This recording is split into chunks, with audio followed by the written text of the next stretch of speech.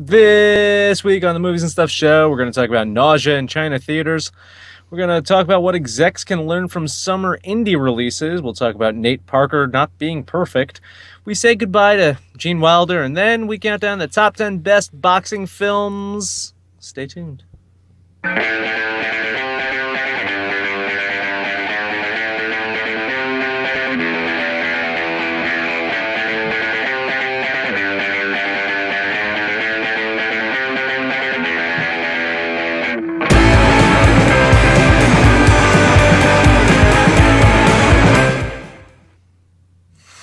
And welcome once again to the Movies and Stuff show. My name is Dan, and joining me is a man who doesn't need to travel to China to get nauseated in a movie theater. All he has to do is see X-Men Apocalypse. Abe. That's me. You're goddamn right. It wasn't so much nauseated as it was excruciatingly bored. And if you want to know what we're talking about, go check out our roundtable on X-Men Apocalypse. That is synergy, kids. See, that's how it works. Have you seen the new Bourne Identity movie? The Bourne Jason? Have you seen any of the Jason Bourne movies? Yes, I have seen a couple of them. Yeah, you haven't seen the new one. No, I didn't see the one with Hawkeye either. Oh yeah. Well, apparently, the future rulers of the world, of the movie world, possibly the real world, don't appear to like shaky cam action. Does anybody like it? You know, I was gonna say I'm not a fan of 3D in general. Don't like 3D. I think we're on the same page. A lot, you know, you like some 3D. Like you don't like the, not all 3D, right? No. It's got to be good. Like that Star Trek Beyond synergy. That Star Trek Beyond was goddamn awful. Yeah. So I'm not a fan of 3D, and I'm not a fan of shaky cam action. And to me, putting them together. So let me just backtrack a little bit. It's making people sick in China. Like apparently people are throwing up from watching this shaky cam action in this Jason Bourne film in 3D in China. Apparently that's happening. Anyway, I think that combination together might be the absolute worst. What about you? Oh, no, I agree. You do not give Greengrass 3D. No. I can't imagine how horrible that would be. And things coming at you and it's just bouncing up and down. You know, and that's my big kind of annoyance with the Bourne movies in the first place is that whole I don't like Greengrass's style. I really don't. I think the shaky cam is a little too much. Yeah, man. I think the shaky cam in like Civil War, no bueno. No bueno. It didn't work for me. And I looked. I didn't see any Jason Bourne 3D showings here in the States. Was it in 3D or did they just convert it to China? Do we know? I'm sure they had 3D here in the States. I'm sure. I just didn't see any showings. Yeah. Couple comments. Jaws 3D classic. I can't recall Jaws 3D. I can't either. Can't recall Jaws. No, I kind of want to see it now though. Another comment. Dan, you live in 3D. Are you not a fan of Life? That's from Robert Melee. 10 minutes ago you weren't a fan of Life. I was not a fan of Life about 10 minutes ago when I couldn't get Skype to work. Every week it's like I push my start time back 5 minutes to get ready to do a 9 p.m. show. To get ready for a 9 p.m. show, I started at 9:35 this week. Next week it'll be 9:30. Marty says Ghostbusters made him want to throw up. There you go. I don't have anything to drink this week other than water, but this is for Amanda. Ghostbusters. Let's see. Serious Russell wants to talk about Bedtime for Bonzo starring the Patriot Ronald Reagan. I don't know what that has anything to do with shaky cam or 3D, but okay. Yeah. We'll do that sometime. Is that the worst combination that you can think of? 3D shaky cam? I can't think of anything like a combination in the movie world that gets worse than that. I can't. That's pretty close. Fag and reboot comedy. That one. I was gonna say Guy Ritchie and Madonna. Ooh, that's a good one. Might be right there. Yeah. Yeah. So I think that's not a good mix, and I can understand why people are getting sick. Topic 2. Oh, Topic 2. blasting through them. Lessons to learn from an indie summer. You shot me this. You shot me this yeah. link. Yeah. Yeah, I like that you actually use. I actually give you titles and you use them on screen. It is absolute laziness on my part. Works for me. Yeah. IndieWire. Yeah, I sent you this link. IndieWire published an article called 9 Lessons Studio Films Should Take from the Indie World This Summer. And here's just a quick rundown of the 9. I'm not going to read the whole article because that would be the whole show. Unless you want me to read the whole article. No, I think Marty is the whole show today. But okay. Yes. All right. Number 1, world building needs to be organic to the story. Example, The Lobster. Ghostbusters. For you, Amanda. Failed, but audiences still love female-led comedies. Bad Moms. My wife liked Bad Moms. She thought that was really good. I didn't see it. She saw it. Hire indie directors and don't compromise their vision. That's the one I want to put a linchpin in for a lot of discussion. So we'll go back to that one. But they use Peach Dragon as the example there. Kate Beckinsale is a major movie star. Don't forget it. Love and Friendship. People only want to play video games, not watch them. Hardcore Henry. That was a topic on the debate show not too long ago, I think. Number 6, cast older actresses in lead roles. Sally Field, Helen Mirren, Maggie Smith. I can get down with that. I like, all 3 of them are awesome. Make animation look and feel exciting again. Kubo and the Two Strings. I kind of take exception with that a little bit. I think that there's been some really great animation stuff. Anyway, number 8, patience is a virtue. Hell or High Water, the childhood of a leader. And number 9, trust actors who want to direct. Captain Fantastic. So the 2 main ones I kind of want to talk about. Hire indie directors and don't compromise their vision, and trust actors who want to direct. Captain Fantastic. Captain Fantastic, I didn't get a chance to see that. I almost went to a screening of that. I can't remember the actor's name who did that. It'll come to me at some point. Funny actor. He was in American Psycho, actually. And he's in Silicon Valley. That's your show. Yeah, no, I can't think of his name. Matt Ross. Matt Ross, yes. I agree. Trust actors who want to direct. And I think it doesn't. I think a lot of the actors who have been around for a while, maybe not the big stars, probably know how to direct a movie better than these so-called directors out there. I can get down with that. I think the actors that aren't like the big stars that have been in the industry for a while and have put in their dues and worked on a lot of movies with a lot of people have gained the respect and the trust of fellow actors, and those actors probably take direction from them a little bit more seriously than some of the so-called directors out there. Oh, I agree with that. That's like being a backup quarterback. Exactly. You can go on to be a good coach, yeah. Exactly. Yeah, okay. Hire indie directors and don't compromise their vision. I think that is the biggest takeaway there, period. And I'll go a step further. Hire directors and don't compromise their vision, period. Yeah. How about that? How about that is just a simple statement? How about we don't have all the bitching and moaning about Suicide Squad or Batman v Superman? If you hired a director and let them do their thing without chopping it up at the last minute in the editing room or forcing reshoots and stuff like that. How about that? But I mean, from the indie director standpoint, I agree. I think we need to put more indie directors involved in bigger films and just let them frickin' loose, you know? Oh, I'm with you 100%. That is just, fuck you, Warner Brothers. That's kind of that's the point of that one right there. I still don't understand why they would hire anybody with a voice and then just cut their legs out from underneath them. Right. But it's the same thing. It's Miramax would always edit all their foreign films for American audiences. And why'd you buy the film in the first place? Don't edit the films. Just give us the film as it was supposed to be seen. It happens all the time. You know, that first one, the world building needs to be organic to the story. Everything needs to be organic to the story. Well, yeah, everything seems so, not everything, but so many times things seem forced in, shoehorned in. Ghostbusters. Not taking a drink. I mean, everything just, build us. I want to get into this a little bit more when we get to our lists, but organic to the story cannot be undersold. No, I agree. And even so, like, as much as I loved Batman v Superman, there was a lot of stuff that wasn't organic to the story. Oh yeah. You know, Let's go to the comments. Can we talk about how on point Dan's mustache game is tonight? Would venture to call it a moustache. Robert Melee. It's coming in nicely. There you go.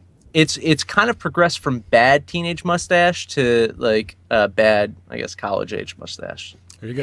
It'll be Tom Selleck soon enough, and then it'll be an awesome mustache. Sirius Russell's calling me a regular old Marco Rubio. Gonna go political here, I guess. Detective D, number 2, more shitty new folk.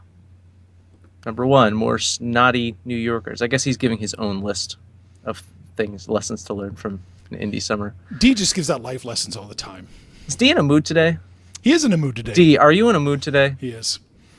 I brought up home invasion movies with him earlier. And that was it. Woo. He was off and running.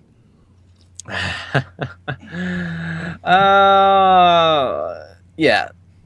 I don't know, man. I probably we'll get back into this, I'm sure, as you mentioned, the hire the indie directors, hire directors, let them have their vision. That's a big pet peeve of mine, I think. Oh yeah, I agree. Honestly, it's just you hire the people, trust them, do their freaking job. I mean that with anything. If you don't put the right people in place to make a successful project, you fucked up by hiring the wrong people. That's exactly right. It's just so simple. I just don't get it. What What are we doing next? Topic 3. Nate Parker isn't perfect. Few people are, but I think I'm a little bit closer to perfection than he is. Oh man, this is messed up. Nate Parker's Birth of a Nation 2016. We have to do it, right? Mm-hmm. We have to call it Birth of a Nation 2016. Can't just call it Birth of a Nation. No. Could be about the Klan, if we call it Birth of a Nation. But I think it was at, 1915? Birth of a Nation 1915, I want to say the original. You might be right. I don't know off the top of my head. 1915, we'll say. You can look it up if you want to. Well, I'm just going to go with that. Yeah, that's actually correct. Hey, look at that. Good job. 1915. Birth of a Nation, Nate Parker's 2016, sold for a record-breaking amount at Sundance, has been generating Oscar buzz. But, there's always a but, right? There's always a but. Always. A rape allegation from his past has kind of derailed the conversation about his film. And in a recent interview, he stated, "I'm not perfect. I'm a flawed man. But I'm willing to try to get better." I know that you've had discussions recently on this whole Nate Parker situation with our man Jamil. What's the gist of it? What's your take on this whole thing? Well, he was acquitted of this charge. If his name's Polanski, if his name's Allen, this is a non-issue. I don't know entirely what to make of it. I don't know why people are trying to drag him through the coals for a charge he was acquitted of. Did he do it? Did he not do it? That's not for me to say, but according to the United States, he didn't do it. OJ was acquitted. Yeah. I would go watch an OJ movie like that. Well, it depends on if it's Naked Gun 44 and a fourth. Well, I mean, I would go watch. I'd watch him in anything at this point. You know what? And okay, people are going to protest. People are going to get mad. Just let them protest and be mad. Just ignore them. Keep doing your press conference. Keep screening your film. Michael Vick didn't stop playing football. Well, he went to jail for a while because he was actually guilty. Well, but he was guilty. Dogfighting. Right. Well, it was really the money issue is what got him in trouble. That's what the government cares about. But no, they still kept protesting him. Sure. Yeah, Kobe. Yeah. I mean, just write it out. Don't apologize. If there's one takeaway here, don't apologize to people. Just write out their outrage. They're not going to be mad forever. That's my take. Once you start apologizing, once you start backpedaling to people to try and win their approval, you're in a losing fight. Chat saying, let's see, Alex is saying, "Who let the dogs out? Hoo." And Detective D says, "O.J. Simpson for an Agatha Christie adaptation." I would be all over that. I would be all over that. Everybody would be all over that. I want a documentary when OJ gets out of prison, if OJ ever gets out of prison, of him trying to track down the real killers. I think that would be like an amazing reality TV show. Wouldn't that be like Hunting for Bigfoot? or like the Ghost Hunters. Yeah, You know, I like it. I think I told you this story before. One of my favorite Kobe Bryant stories ever. It's 2010. I was in it was in Boston. It was the Celtics versus Lakers in the finals. So I went to 2 finals games up in Boston, and every time Kobe touched the ball, every time it was the entire crowd just yelling, "No means no, no means no." Like honestly, you know, Yeah, I mean, greatest Kobe Bryant moment in my life. I And don't understand. The Boston people are so warm and friendly and caring and loving. Oh yeah, yes they are, especially when they've been drinking. They get even warmer and fuzzier on the inside. So okay, so Nate Parker. Yeah, it's a tough situation because it's I think it's being exacerbated by the fact that this woman ended up killing herself, right? Yeah. She ended up killing herself. So yeah, it tends to lead to some kind of like, well, something had to have happened for her to kill herself. I feel so bad for her. But here's the devil's advocate side of it, if you will. Okay. A lot of mentally kind of fucked up people kill themselves, right? If you have kind of mental instability, Mhm. a lot of people end up killing themselves if they're depressed or if they just in general, right? I can't say that it was a direct correlation. You know, you know, maybe this was a delusion. Maybe she was, I don't know. Yeah, we know. Who knows what the truth is? And Yeah. to your point, in a court of law, there's an acquittal. Mhm. You can say from the surface there looks like something was there. I don't know. I don't know why this is coming up, other than the fact is because he's got a movie that could be really huge. And do you want to say that there's a race issue as well? Oh, you're goddamn right. That's a race Yeah. issue. Yeah. Like I said, if his name's Polanski, if his name's Allen, people make some noise, but nothing. I mean, no press conferences would be canceled. People To be fair, Polanski is not allowed in this country. not for lack of trying from Hollywood. They want Yeah. him back in here. They want him back. They've petitioned to have him allowed back in the States. Yeah, I mean, I want to see how it plays out in regards to how he continues to. I think overall he's handled himself well, but I get the feeling from this last interview he's starting to crack a bit. I kind of Yeah. kind of feel that he's feeling the pressure and he might crack. Yeah. So Well, we'll keep an eye on it, see what happens. before we get to topic 4, because I guess this is going to be interrelated with topic 4, I just want to say deepest condolences to Sean on our show. He's a colleague of us, Tarmac. Lost a relative of his recently, so I know he might still be drinking from the wake.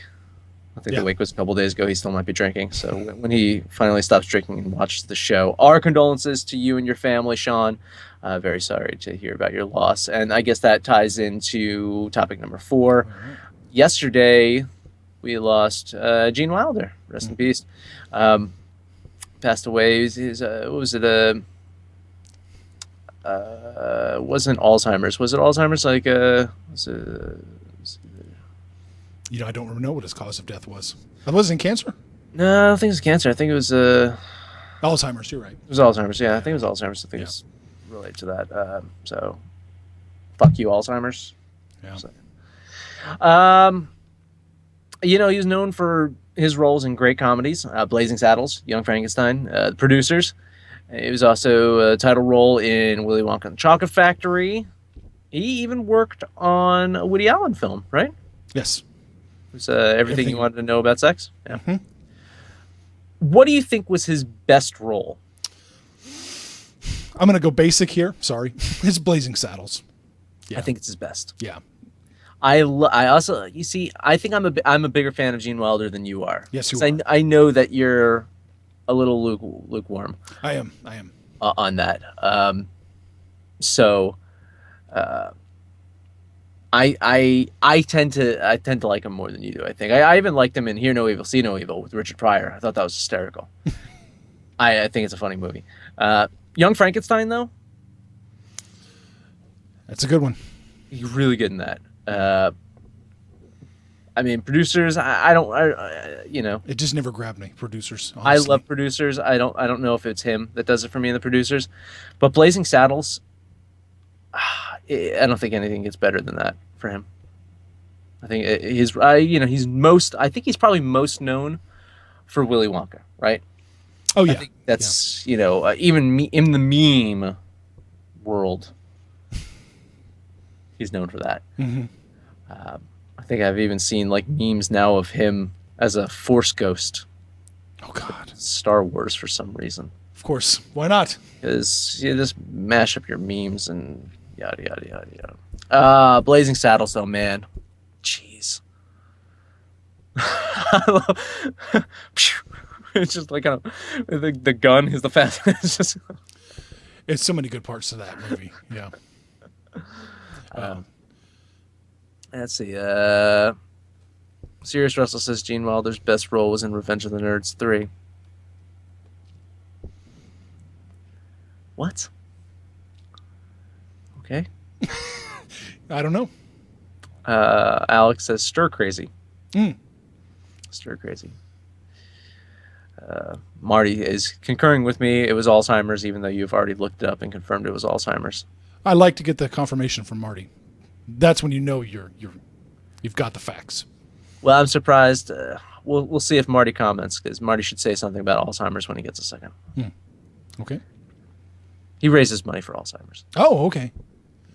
Well, that's good. I mean, That's good. not to give people Alzheimer's. It's just not like he's raising money for. See, that's a weird sentence. He's raising money for Alzheimer's. It was that old Adams Family joke. Yeah. Yeah. He's raising money to go find a cure for Alzheimer's. I mean, how many times have we said "fuck you" to a disease on this show? I mean, cancer usually gets the biggest one. Like 2016, I don't know if we say this every year, but is this the year of celebrity deaths? Is it finally we've hit that peak where, like, Sure seems like it. Yeah. you know, I guess that it's kind of like bound to happen because like, the baby boomer generation is all getting older now, right? Yes. Yeah. So, and since they were in such a great kind of population capacity, you know, you think that they're all going to die off in a great capacity as well. It's just going to look worse, you know, just by sheer numbers. Right. Yeah. Yeah. It's a numbers game. I agree with you. Yeah. But 2016 sucks. There's no doubt about it. And less than Gene Wilder. Want to talk some boxing? Let's talk some boxing. Let's do this. You ready to do it? All right. Here's Marty. Check out my Twitter at MJGum to donate to #EndALZ. See, All right. Yeah, it's good on you, Marty. every time Marty does that, I give him money. So Marty knows he can count on me. I give him money every time. I think I was the first or second person to give him money this time around. All right. He didn't say thank you though. But we're doing it for a greater cause. Okay. I think we should talk boxing. You're boxing yourself into a corner right now, my friend. We're gonna. Robert Mayo is asking if we're gonna talk about Foxy boxing. I wish. That is a genre of boxing that has been unrepresented, or very lowly. Has it ever been represented in movies? I don't think so, man. Yeah, so- We need to fund. Hey, Coyote Ugly spinoff, Foxy Boxing? where's Knobloch? Is Knobloch around right now? I don't think so. Tom, I know you're working on a movie right now. Scrap it. Foxy boxing, Yes. the movie, Naomi Jones goes to Foxy Boxing to raise money for her picture. dude. We're there. Hands of Stone just released. It's actually been getting some pretty good buzz. Have you seen any of the reviews of it? It's actually. I have not. Yeah, it's actually getting some pretty good reviews. It's a biopic, legendary boxer Roberto Duran, starring Edgar Ramirez and Bobby De Niro. Maybe we'll see him later on. Uh, and I think it got us thinking about some of the best boxing films. I think it's a good time to talk about that because I think there's some great ones out there. So we'll count down ours. We'll count down our top 10. If there's any comments, we'll kind of integrate the comments. But at the very end, we did videos again, right? You collected some videos from our friends, friends of the channel, friends of the channel. So colleagues is what you would call them. Alex is asking if Hands of Stone is a masturbation movie. Very uncomfortable one, I bet. Let's start with my number 5. Your number 5. Dun, Top dun, 10 dun. There best. you go. Here I am. Rock Me Like a Hurricane. I'm actually thinking of the Bob Dylan song. Here's a story about the hurricane. The man that the authorities came to frame. Great movie. I saw this in theaters. Denzel Washington, powerful performance. Fantastic.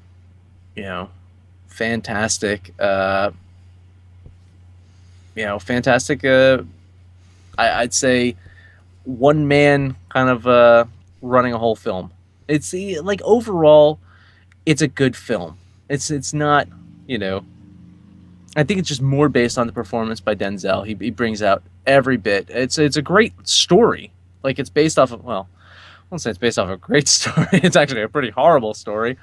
But in the scheme of things, it makes for a good background, good basis for a story about a boxer who was framed for a crime he didn't commit. Just powerful performance by Denzel. When I saw it in theaters, I think the fire alarm went off with like 10 minutes left in the movie. So we all had to leave the theater. So I had to I got a ticket to go back. Oh God. And so what I did was I went to go see the last 10 minutes of that movie. I just timed it where I saw the last 10 minutes and then went to go see another movie. So you theater hopped. Who hasn't? I think I once theater hopped to go see Lord of the Rings twice in a row. Why would you do that to yourself? No, serious. Is not based off Katrina. See, he stole my joke. I made that joke pre-show. Made the hurricane joke pre-show. You did. Is Hulk Hogan still a good guy? Asshat took down Gawker. Here's an answer for Sirius Russell. Go watch last week's Master Debater show and find out. There you go. Did you ever see Hurricane? I never did. Yeah. No. I failed you. I just didn't get around to it. It is based on the Scorpion song. D's got my back. Well, Alex said it was based on the Bob Dylan song. D's saying it's based off the Scorpion song. Oh. Who knows? Who knows? We'll never know. I thought it was based off of a life story. It's a mystery. It was a mystery. So mystery is your number 5. I don't know. What is your number 5? Creed. I just want to say, this is how you do it, you numbskulls in Hollywood. This is how you modernize a franchise. You know how many protests there were about Creed, having their, the main characters in a Rocky kind of movie, having their race swapped? 0. It's organic to the story.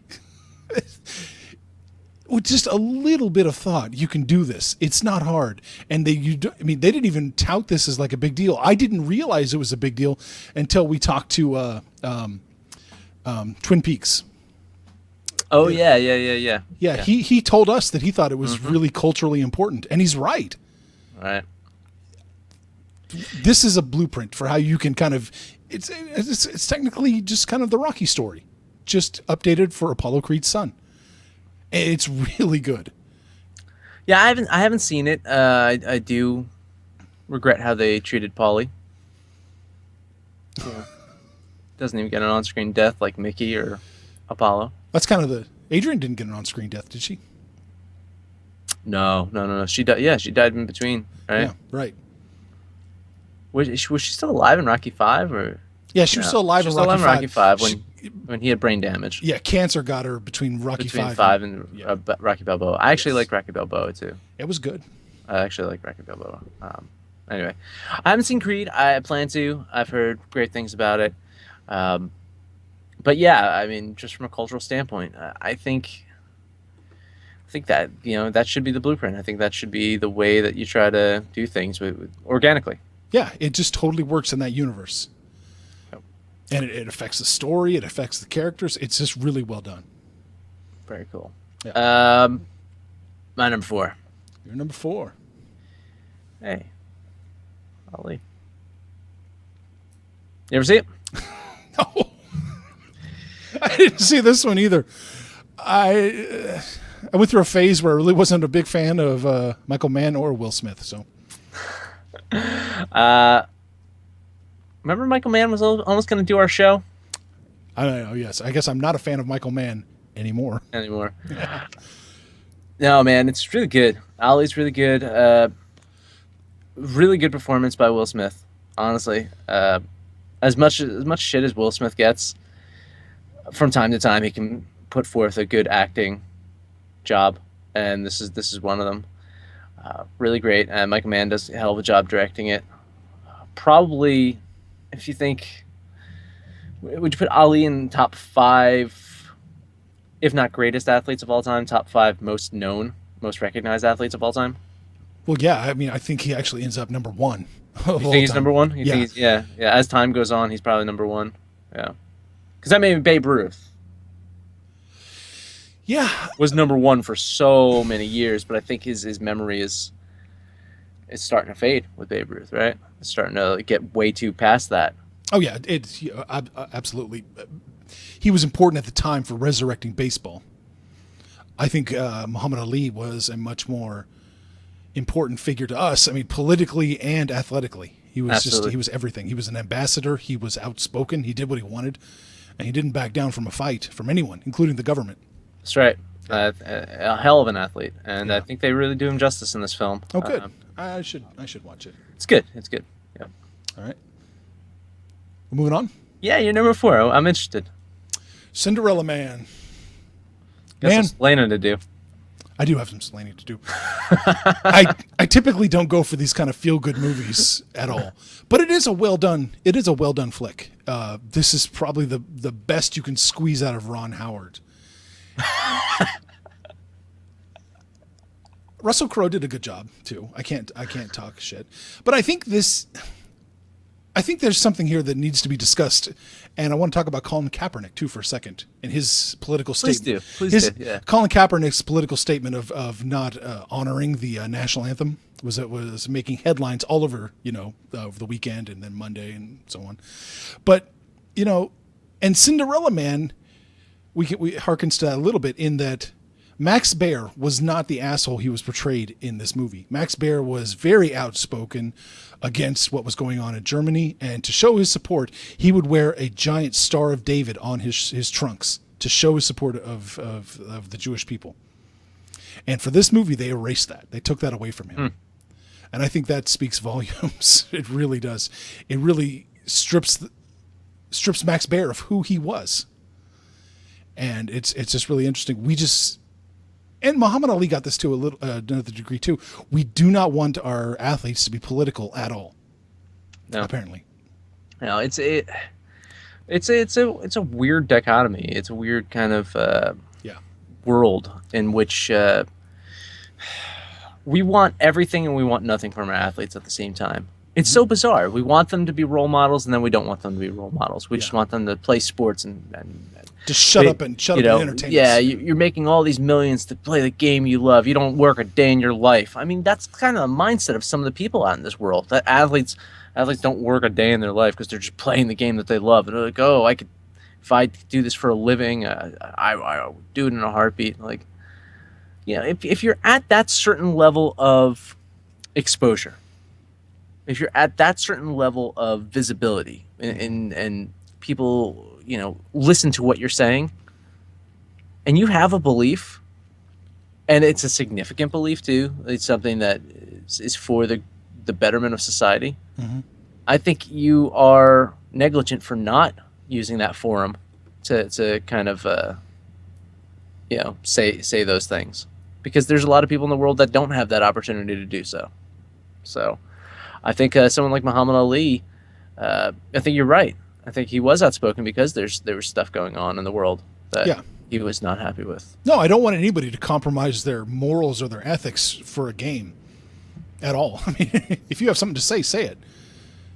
I agree with that 100%. And I just found it a little bit interesting that Ron Howard decided to just purely make Max Baer a villain, like a straight villain with no redeeming factors whatsoever.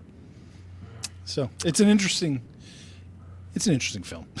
I like the comments here too from D. Let's make a movie based on a true story, but let's make the story less interesting. Yes. And D also loves making fun of professional athletes. What are we doing? Where are we at? You're number 3 here. We're number 3. It says 5 on my list, but it's my number 3. I was able to interpret what you meant. I appreciate that. I love The Fighter. Did you see The Fighter? No. Wow, I love The Fighter. I'm a huge Christian Bale fan. Like, I admit it. Yeah. I think Christian Bale's one of my favorite actors out there. I know he's a dick. Supposedly. Allegedly. It's allegedly a dick. He allegedly, made that lighting guy cry. Hey, man, I actually support... I don't know. Maybe it's for another time. I actually support Bale in that whole thing. I think that lighting guy was a jerk. It could be. I don't even remember the story now. Apparently, no. Apparently, that lighting guy has been known to be a jerk. Anyway, okay. All right. I don't know. Anyway, I think Christian Bale's a hell of an actor. Just absolutely killed it in The Fighter. Just fantastic performance there. How much weight did he lose or gain? He was down.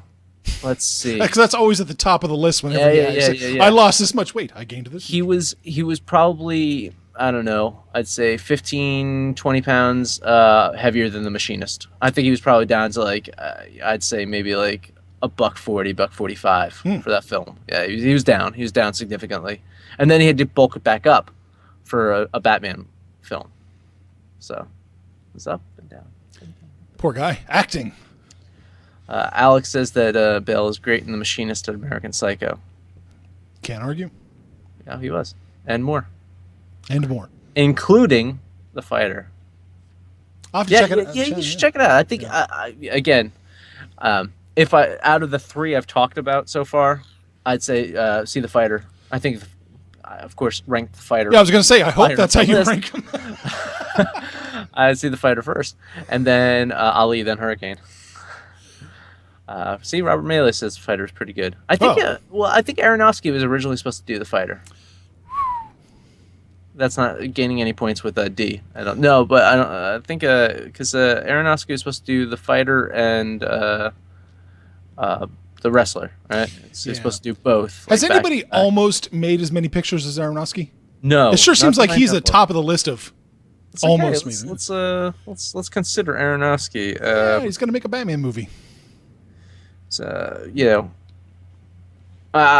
And it's, of course, who directed The Fighter was David O. Russell, who I absolutely hate. Oh, you're in the Lily Tomlin camp. I do not like David O. Russell movies. I don't. But I really enjoy The Fighter. Hey, D says Aronofsky, O. Russell, same difference. I disagree. Ooh. Oh, Del Toro beats Aronofsky? I'm not a big Del Toro fan. D's not making movies. He's making slanderous comments about Aronofsky, like he has been for ages.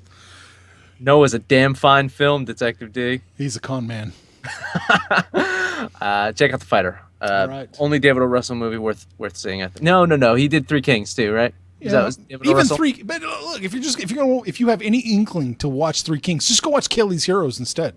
A much better film. I haven't seen Three Kings in ages. I don't know if it's aged well, but I really enjoyed it when I saw it originally. Spike Jonze, he's the one to save that movie. Sure. You're number 3. This is it, baby. Dropping bombs here, Abe. Popeye. Dropping bombs. Popeye, man. It's an awesome, that boxing sequence in Popeye where he twists his arm and then lets it go and just, kicks some ass. Awesome stuff. We don't forget to talk about Altman either. So I was glad to get this on the list. We've talked about Altman once, right? We talked about him once for a little bit, right? Well, we had MASH episode. That's all. Yeah, but we need to talk more about him. So we gotta get more people from Altman films on. Yeah, well, they should return our emails. Point. Marty says American Hustle's good. Oh, Marty. I didn't see it. Marty. So maybe I can't comment on all of them, but I didn't want to. It looked so terrible. It was, So I hated Silver Linings Playbook. oh, I don't. yeah. Goodness, I hated Silver Linings Playbook. Popeye. I can't believe you went Popeye on your list. I wanted to think of a movie, not necessarily Outside the maybe box. boxing. Yeah, I was a little bit. But Popeye is actually, I'm going to stand behind it. I think it's a legit good film. Well, it's a legit good film. I wouldn't. I don't think I would necessarily. I mean, I didn't put it in my top 5 best boxing movies. I don't know it's if I. not, would it's not consider my it. fault that you're, I'm you're too wrong. like Yeah. in the box in regards to my picks. Oh yeah, I know everybody's going to give me grief about it, but it's fine. It's actually Popeye is not beloved either. I think it's time for us. I think it's time for us to all revisit Popeye and see it for the strangely brilliant film that it is. Absolutely, and Yeah. there was a remake of Popeye. Was there? Yeah, The Master. Oh. Master was a remake of Popeye. If we're going to get into that, Tom told me it's really just a story about a man and his dog. And it's a great story about a man and his dog. It is a story. Great one, I thought. Yeah. Yeah. See, It's- Robert it's no- Maylor is Popeye. well, yeah, it's good. It's good. Popeye's better than the Master. That's for damn sure. That's debatable.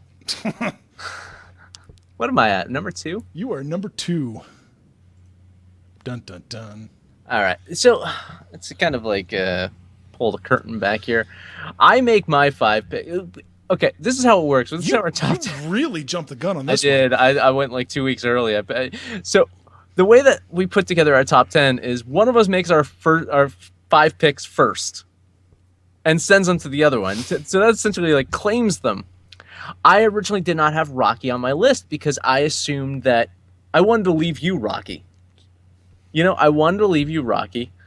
You didn't want it, so I took it. I originally had Rocky 3 in my list because if we're ranking Rocky films, Rocky 3 is better than Rocky 2.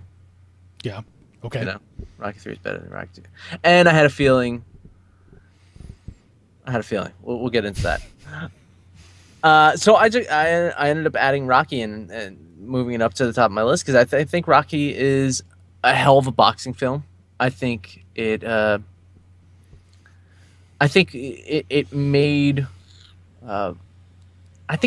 boxing films and that type of story so accessible to the public.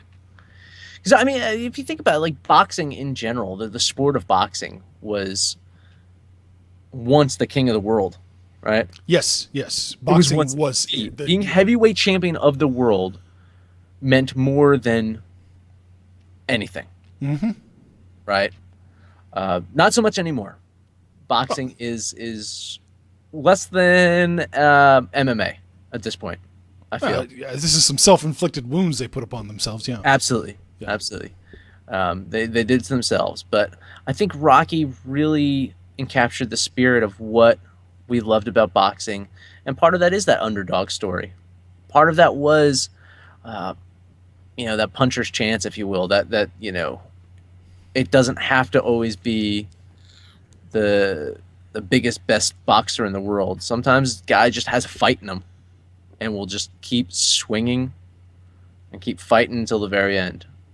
And I made I think I made this joke or something like, oh, it's a Horatio Alger type tale. I think I made that joke like a few weeks back or something.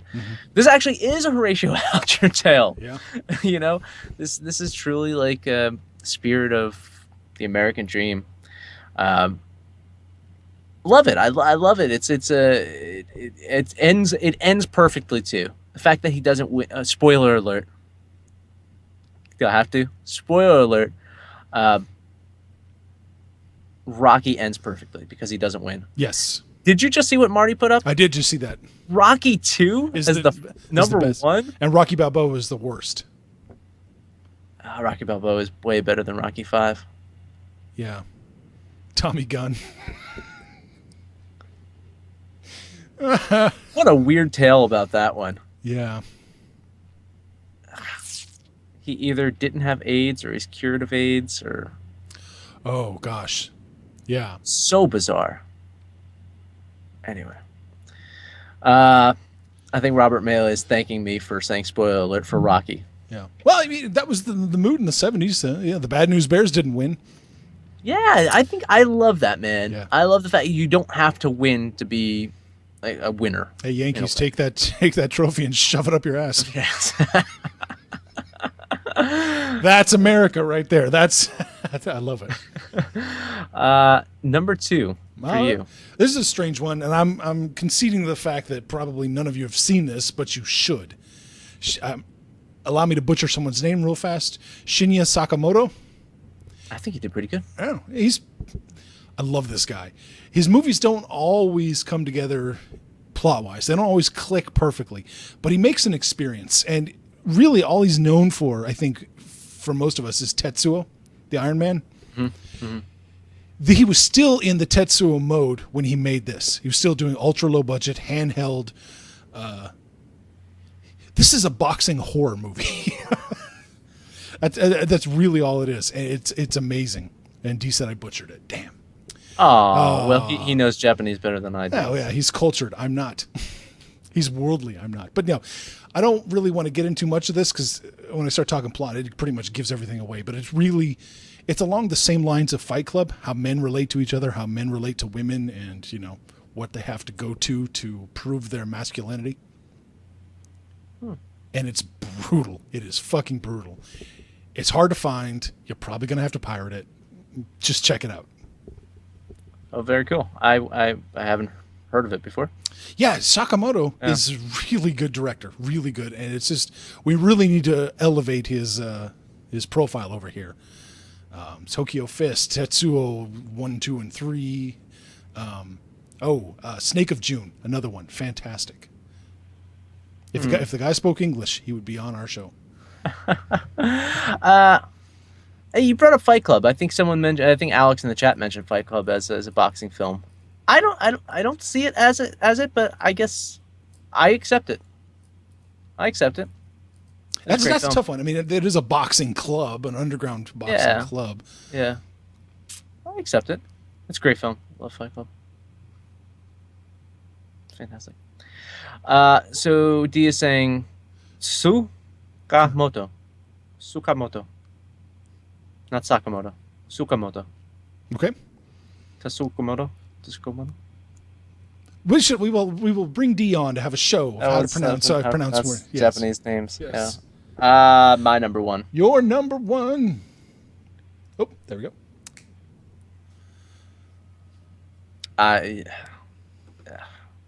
There could be no argument here.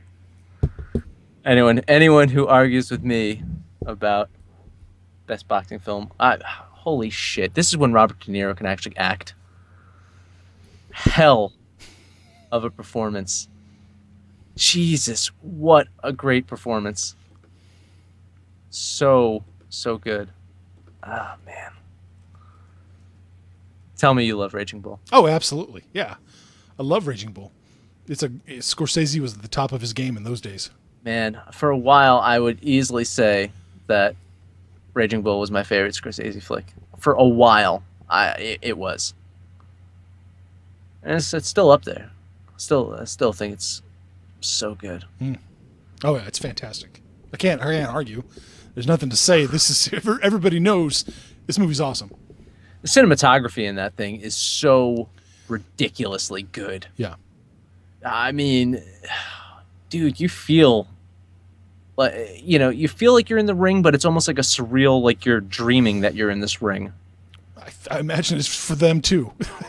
Once you get hit a few times in the head, yeah, it probably feels that way for them as well. I love that. I love that feeling. It's very disorientating. It's very just, kind of, in a way, it's a cerebral boxing film because it really puts you into this mindset of what it's like to be in this guy's head. Mm-hmm. And it's a scary fucking place. Yeah, it's not a good place. No, it's not. For some reason, Sirius Russell wants to know what we ate for dinner tonight. I had a protein bar. You're living like a king. Yeah. I don't cook. Come on now. Yeah, I had some turkey burgers. Serious Russell. I wanted turkey burgers. There you go. Sorry, he brought up Freddy Got Fingered. Oh. You're number one. Whoa. Let's see. All right, my number one. There you go. The best Rocky movie ever, Rocky 4. It's not the best, but it's my favorite. Yeah, well, yeah. If that makes any difference. It's not like I think Rocky's actually a better made film in the scheme of things. Yeah, I can agree with that, but it is my favorite Rocky film. It doesn't. Yeah. Oh yeah. Its flaws and its weaknesses are its strengths at the same time. Absolutely. Yeah, I'm thinking of Highlander. Even though it's not made well at times, it enhances the film. I agree. With I don't care if 9/10 of this movie are montage. I don't care that They're it's all good montages. Yeah, I know. I don't care that it's over the top. And that Apollo gets killed. If he dies, he dies. That's just a villain that's going to have to pay. And Rocky is the one that's going to make him pay. Not only does he make him pay, he changes the world. he defeats communism. He does. He single-handedly, like, he was the one that was tearing down the wall. You know, like, piece by piece. He was doing it. Yes. Did it, man. And yes, you can mountain climb in 2 minutes. Yes, you can. Yes, you can. Yes. If you're Rocky. If you're goddamn Rocky. Mm-hmm. And you yell Drago up at the top. Yes. I love that Paulie goes with him. Paulie with his... he had to get away from that robot wife of his. Yeah, that was really weird. But I love that Paulie goes with him. I love that Apollo's manager's with him, right? Apollo's manager's is... Yes. You see? He's not a machine. And he also has the best comment in that movie. Throw the damn towel! Oh, yes.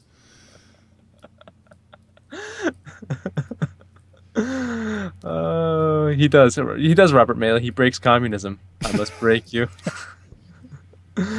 He's not a man, or what is he? No, he's a hunk of iron, or some such god. It's like hitting steel. That's it. That's it. Yes. It's like hitting steel. Yes. Jeez, it's hard to argue with that. You know, I had meant to like end the show like 10 minutes ago. Oh, okay. Oh, But- snap! We're going to run a little long, aren't we? We're gonna run a little long. So If you have any problems with us running long, at Movie Stuff Show. That's Marty handles it. Yeah, yeah. at Movie Stuff Yeah, Show, yeah. just bitch on Twitter at Yeah. Movie Stuff Show directly. Right. Because And Marty will take care of it. He is Yes. our social media director. Yes. Oh, is he? You gave him a promotion, huh? I didn't. I thought you did. So Marty just came in and just gave himself a title. Is that it? Let's see. Cassis Brooks says Rocky IV's best thing was its soundtrack. I don't know if that was the best thing, but it did have a hell of a soundtrack. It's one of the amazing things from this movie. It is. I put it up there. I love that Rocky drives around in his car. He's flashing back to things we saw 5 minutes ago. So yes, top 10 best boxing films. I think we did a good job. Please make sure to stay tuned for the video picks from our friends of the show. There you friends go. Friends of the channel. Make sure to like this video, comment below, subscribe to us. You can also follow us on the Facebook and on Twitter at Movie Stuff Show. As I mentioned, Marty's doing all the tweeting for us. And Abe, for some reason, gave him a promotion. Everybody if you- gets a promotion. Everyone gets a promotion. Dee's our director of Japanese pronunciation. Pronunciation. Yes. I love it. I love it. If you listen to us on iTunes or on SoundCloud, please also make sure to like and follow us on there. We actually have been getting a lot of listens on SoundCloud recently. So I do appreciate everyone that listens on SoundCloud. That's really cool. I mean, we always say that we're just kind of a radio show that kind of records itself. We started off as a podcast. Now we do live radio and we record ourselves. There you go. So if you listen to us, I think it works. But definitely, if you listen to us on SoundCloud, definitely check out us on YouTube. I think you should watch the videos because it's a whole different show. It really is really cool, especially last week's episode. Just talking about bag full of dildos. I go where the movies takes us. If you don't subscribe to us, you Fuck really off and die. Oh, I'm sorry. you really should. because then you'd find out that next Monday night we'll have a brand new vegetable lasagna show. Dun dun dun. And then we will be back next Tuesday at 9 p.m. Eastern with a brand new show. It's going to be one of two things. It's going to be one of two things next week. Oh, what is it? Well, we might do a roundtable on Don't Breathe. Right? So we might do that. Yeah. If that falls through, I think we might do a retro review of Michael Mann's Manhunter. Oh. So it's going to be one of those two next One week. of those two. All right. Abe, final words. Did you fuck my wife? What? Did you fuck my wife? How do you ask me that? So good. Yeah. Later. Bye-bye, guys. Bye. Hello, movies and stuff audience. Abe asked me to give you my top 5 boxing movies, which is a really hard list to narrow down, but I think I did a pretty good job. I think I got a nice, good list here. All right, on my list, number 5 is Creed, which is honestly the best, second, maybe third best Rocky movie there is. I think it's criminal that no one got nominated for an Oscar but Sylvester Stallone, which he does deserve, but all the performances are great. Michael B. Jordan, Tessa Thomas, the director whose name is slipping my mind right now. Everybody should have been nominated. Yeah, Creed. Number 4, Million Dollar Baby. Million Dollar Baby, I think, is a great movie. I think it might be Clint Eastwood's last great movie. Morgan Freeman is great. It actually is a Hilary Swank performance I actually really, really like. So yeah, that's that. Then like these last 3 honestly could go in any order, but this is the order I think works best. But really, this is like a 3-way tie. Number 3 is When We Were Kings, the documentary about the Ali Foreman fight in Zaire, Africa. I really think this boils down that time, this and what boxing can really mean and what it can do, and it's this portrait of this Muhammad Ali, of this great man, and what he could aspire, what he could do. I mean, he doesn't get the credit for being a civil rights activist as he should, because he's just inspiring. Like everything about him, he's truly the greatest boxer ever, and it would be criminal not to have him on this list. Number 2 is Raging Bull. I think it might be De Niro's best performance. I definitely think it's probably not Scorsese's best movie, but it's probably top 3. Joe Pesci is great in it.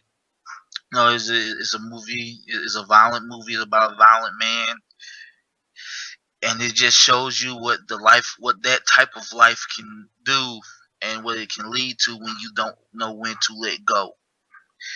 And number 1 is Rocky.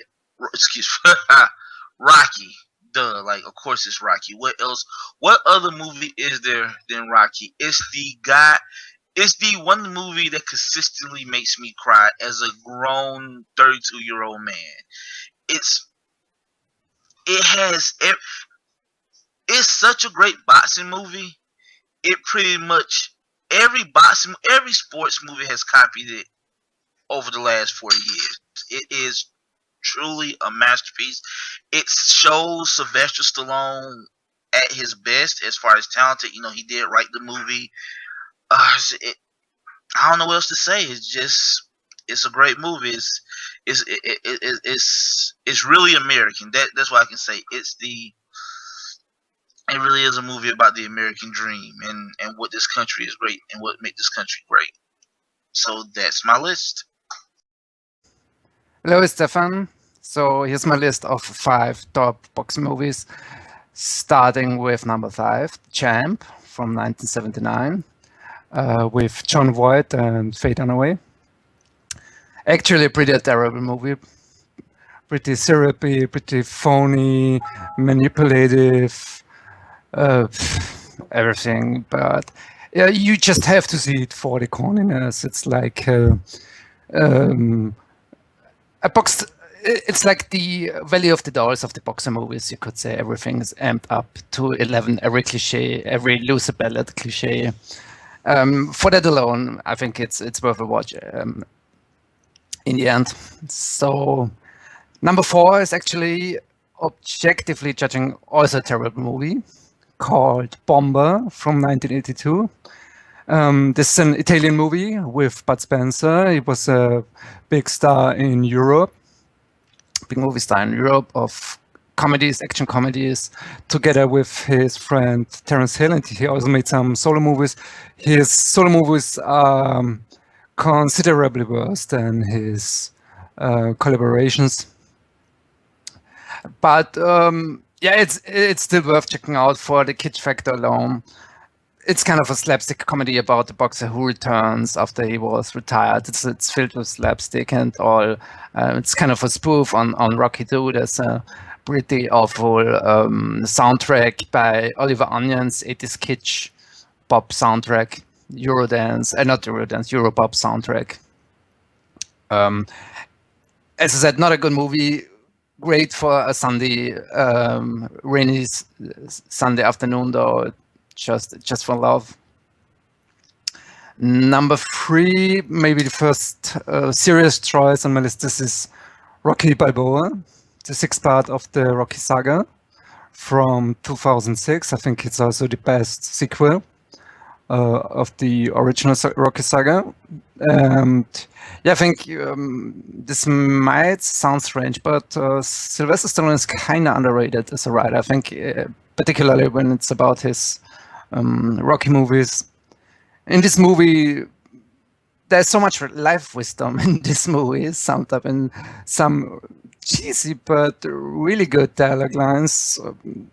You can throw away all your self-help books and don't watch Terrence Malick films. This movie has all life wisdom you can need, you know. Number 2 is maybe very cliched. It's the original Rocky. Also with, I think this will be a one that will be on multiple lists, I guess. I mean, it's a classic. What can you say? What that hasn't been said. It all has all the typical elements of the loser ballads, those boxing movies usually are, but with an upbeat ending. Yeah, and it works, I think. So there was the story that Robert De Niro was angry because he didn't get the Oscar for Taxi Driver this year. And in fact, he said later on that he was a big fan of Rocky. So, and which leads me to number 1, which is Raging Bull. Maybe another unsurprising choice. Another movie. I cannot say a lot about it. If you haven't seen it, see it. It's shot in very atmospheric black and white. It's a great, interesting story based on a true story. Yeah, I don't know. It's kind of Scorsese on the peak of his art. Yeah, that's it. Maybe bonus choice would be a movie called Homeboy from 1988 with Mickey Rourke. It's also, and Christopher Walken, it's also not a great movie. It's a solid movie, but it's not a great movie.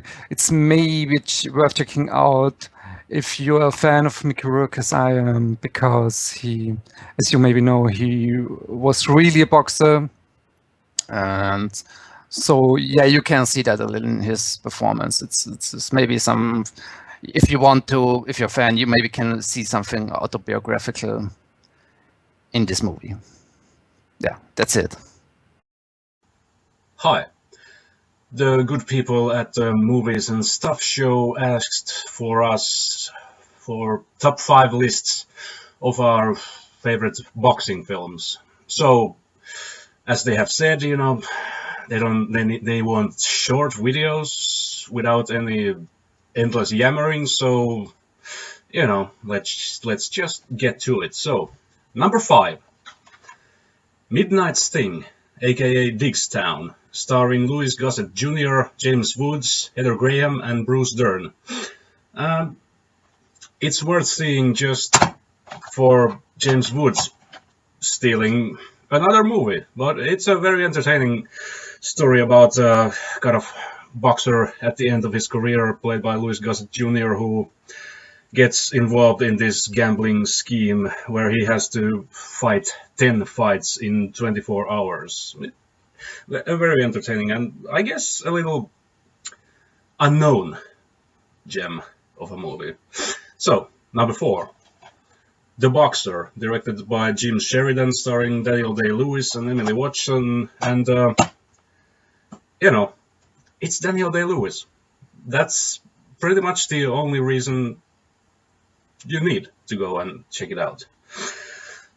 Okay, so, number 3 is shared spot, because, Creed and Rocky Balboa, I can't really decide which one of them is the better film, because they both kind of create this good swan song for the character of Rocky Balboa. Of course, Creed was such a big hit, so there is apparently another one coming, which is again a sign that Hollywood just doesn't know when to stop. Number 2 would be Rocky.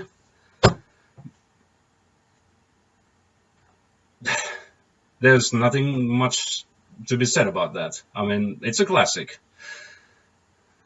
And number 1, surprise, surprise, Raging Bull, which, it's kind of a mixed bag, because Raging Bull is not necessarily a boxing film. It's more about kind of, how should I say, a portrait of a man unable to fight his demons. A very self-destructive man, if you will. I mean, it's definitely not an easy watch. But that's what I got. All right, guys, we're talking boxing here. See, I got my hand wrapped for the occasion, so let's get into it. I chose to go with biopics for this one. I know you guys will probably debate Rocky and everything else by yourself, so I figured since Hands of Stone came out this week, even though no one saw it because it didn't sort of be seen, I figured I'll go with the biopics, as I'm a big boxing fan and I love seeing the true stories up on the screen. So I start at 5. I'll start with 2 small screen. I had a tie here for HBO movies: Tyson, which came out in 1995, and Don King, Only in America, which came out in 97. 2 HBO movies that were really actually pretty good, because HBO does boxing really well. They know their boxing. Tyson had Michael J. White playing Tyson, and actually George C. Scott playing Cus D'Amato, his legendary trainer, and actually one of the last things George C. Scott ever did, which he did really well.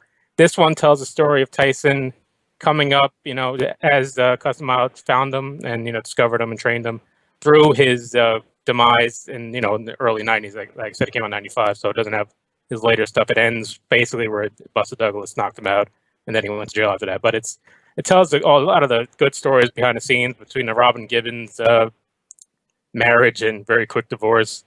How when, all the people around him, like Cus D'Amato, died, he kind of lost his way, and how Don King kind of influenced him, and how just so many, he made all his own mistakes as well, but the people around him that really led him around the wrong path.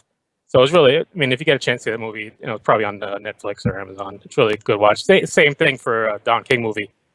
Ving Rhames playing Don King, and not very a caricature way, but just a very solid acting performance out of Ving Rhames, who's pretty underrated. Doesn't carry a lot of movies, but he does carry this film on a smaller screen. Actually, I might remember it's when he won the Golden Globe for this award. It was that famous scene where he handed the award over to Jack Lemmon because he influenced him, and it was a pretty cool scene. But he plays Don King in the early 70s into the 80s period of Don King's career, where he's kind of weaseling his way into the boxing scene. Touches on the Thrilla in Manila, touches on the Rumble in the Jungle, those famous fights, and kind of leads into the 80s when he kind of took over the heavyweight division, and just sounded really some good behind the scenes stuff. Not a lot of in-ring boxing, movie, footage in this movie, but really a lot of the behind the scenes boxing stuff that, I really enjoyed. And, Bernie Mac plays in a really good role in this when he plays Bundini Brown, the legendary hype man for Muhammad Ali, and he was, he was kind of a standout in this one. I just want to pick out a few standout roles in some of these movies. So those two I had at number 5 because they're kind of the same. Tell a lot of the same stories and are in the same vein, like I said, HBO movies. Number 4, I went with The Raging Bull. Easily. I'm sure you guys have talked about this one as well, so I won't go too much into it. But I just love the realism of the fights in this movie. Wasn't a big production, just gritty. Jake LaMotta versus Sugar Ray Robinson, just the grittiness of those fights, dark, it's just harsh. And that's my problem with a lot of today's modern boxing. All the fight scenes are so polished, and a lot of these movies become HBO pay-per-views at some point. And they just take for the movie, and it kind of takes me out of it. You even see HBO's graphics come up on the screen. HBO's commentators take over the role. So if they try to too much to make it a real boxing movie, or a real boxing fight, so I kind of get lost in that. So I like back in days like one of these, it was story-driven movies like this Raging Bull. They weren't so much worried about, does that left jab look like a real left jab, or would that be how it really worked? I mean, Rocky is a great movie because of the story, not because they're great, boxing displays. I mean, anybody who knows boxing, any Rocky fight would have been stopped in the second round. So the boxing movie is not about how the ring stuff looks; it's about the storytelling, which Raging Bull, of course, does. It spades. From there, I'm going to go not so much a movie, but a documentary. 1996, When We Were Kings, tells the story of Muhammad Ali and George Foreman's Rumble in the Jungle, directed by, I guess right, Leon Gass, and just some great behind-the-scenes stories from some great writers, George Plimpton and Norman Mailer. Oh, Mailer, I'm sorry, I got that wrong. But just some great behind-the-scenes stuff from the interviews with Ali and Foreman, and just all the drama that went into that fight down in South Africa, all the stuff with the corrupt governments and everything that went into that fight. It's just really, it spoils a movie. Like a lot of people put Ali on a list of great biopics. I can't put it on my list because of a movie like When We Were Kings, because in that movie you see Ali in his true form. So as good as Will Smith is in that movie, and he's not bad, he'll never measure up to what you've seen from Ali in movies like When We Were Kings, which is just a great behind the scenes and shows some of the fight as well, and just talks to some of the trainers and talks to all the people around that film. And for any real boxing fan, go back and watch that. It's really a great piece of documentary movie making. Let's get us down to number 2. And if you watched us last week talking about the BBC 100, I like Shanty Irish type storytelling, and nothing beats The Fighter for Shanty Irish storytelling, where we're talking about the story of Mickey Ward and his horrible Irish family growing up in Boston. This is no surprise beyond this list. It's a great movie. I'm sure you guys talk about it as well. Christian Bale as Dickie, his brother, won the Oscar, playing a washed-up boxer of his own. They showed some clips of him fighting Sugar Ray. Sugar Ray actually appears in this movie. Just a really great movie. I love the performance. I'd stand out most me, of course, other than Bale and Mark Wahlberg. Jack McGee is kind of a character actor. He plays the dad for Mickey Ward. Just a really cool performance out of him. He tries to control the crazy mother, controls Mickey. Just as you can see, he's just a kind of a quiet hero in this movie. And I liked how they tell the story of Mickey Ward. Mickey Ward, of course, is famous for his fights with Gotti in the I'd say early 2000s. But this is more of his coming of age, almost tale, and not a very glamorous look at how you got to come up as a boxer.